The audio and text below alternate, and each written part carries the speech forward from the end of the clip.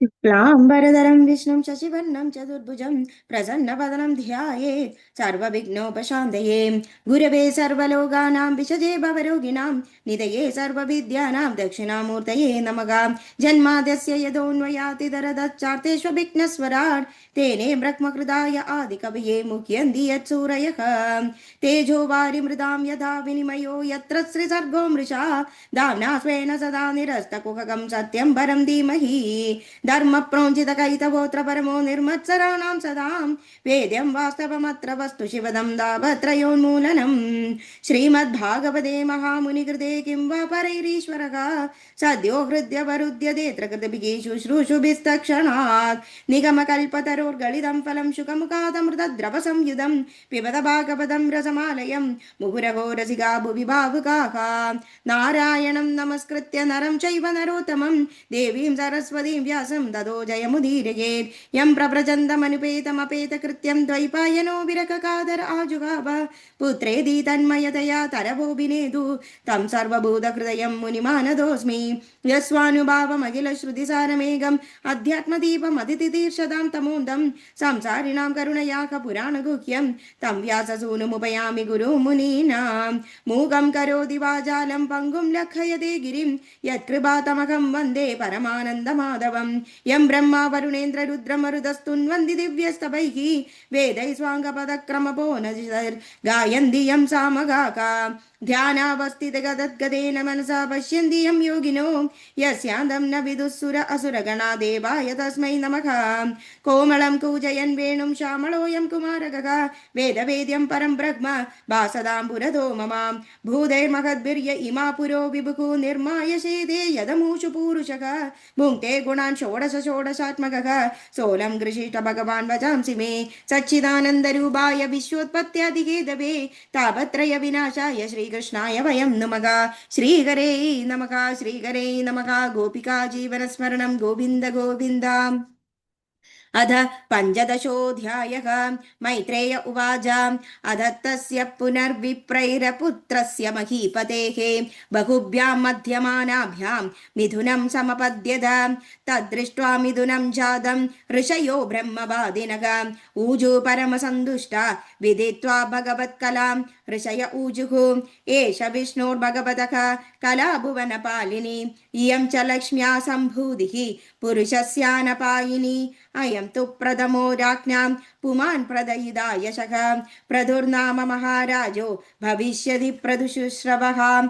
इयं च सुदती देवी गुणभूषणभूषणा अर्चिर्नाम वरारोगा पृथुमेवावरुन्धती एष साक्षाद्धरेरंशो जातो लोकरिरक्षयौ इयं च तत्परा हि श्रीजनुर्जनैर्नपायिनी मैत्रेय उवाच प्रशंसन्ति स्म तं विप्रा गन्धर्वप्रवरा जगुः मुमुचु सुमवे मनोधारा सिद्धा नृत्यन्ति स्वत्रियः शङ्खतुर्यं मृदङ्गाद्य नेदुर्दुन्दुभयो दिवि तत्र सर्व उवाजग्मुर्देवर्षि पृतॄणां गणाकां ब्रह्मा जगद्गुरुर्देवैः सखाश्रित्य सुरेश्वरैः वैनस्य दक्षिणे हस्ते दृष्ट्वा चिह्नं गदाभृतः पादरोररविन्दं च तं वै मेने हरे कलां यस्या प्रतिहतं चक्रम् अंशः स परमेष्टिनः तस्याभिषेक आरब्धो ब्राह्मणैर्ब्रह्मवादिभिः अभिषेचनिकास्यस्मै आजृह्रु सर्वतो जनाः समित् समुद्रा गिरयो नागा गावकगा मृगाः द्यौक्षिदी सर्वभूतानि समाजक्रुरुपायनं सोभिक्षितो महाराजः सुवासा साद्वलङ्कृतः पत्न्यार्चिचालङ्कृतया विरेजेऽग्निगिरापरः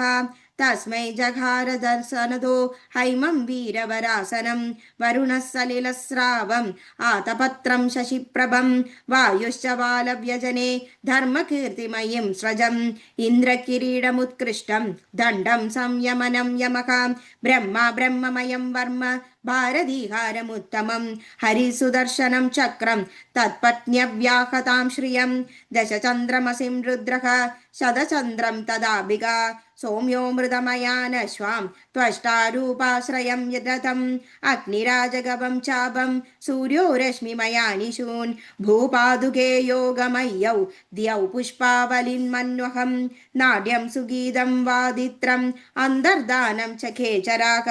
ऋषयश्चाशिषत्सत्याः समुद्रः शङ्खमात्मजं सिन्धवः पर्वता नद्यो रथवीधिर्महात्मनः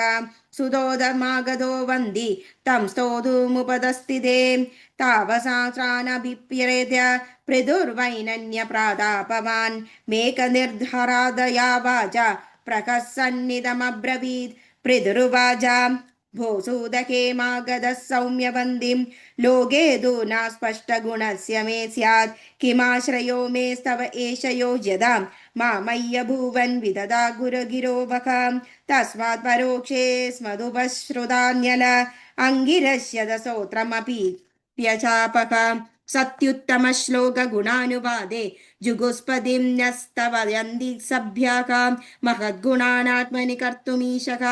कस्तावकैस्तावयेते तोऽसतोऽपि ते स्या भविष्यन्निति विप्रलब्धो जनावकाशं कुमतिर्न वेद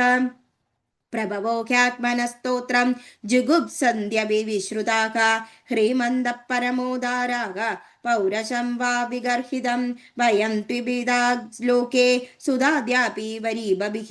कर्मभिः कथमात्मानं गावविष्यामि बालवत् इति श्रीमद्भागवते महापुराणे पारमहंस्यां संहितायां चतुर्थस्कन्धे पृथुचरिते पञ्चदशोऽध्यायः। श्रीकरे नमः श्रीकरे नमः। गोपिका जीवनस्मरणं गोविन्द गोविन्द नारायण अखिल गुरु भगवन् नमस्ते। Thank you.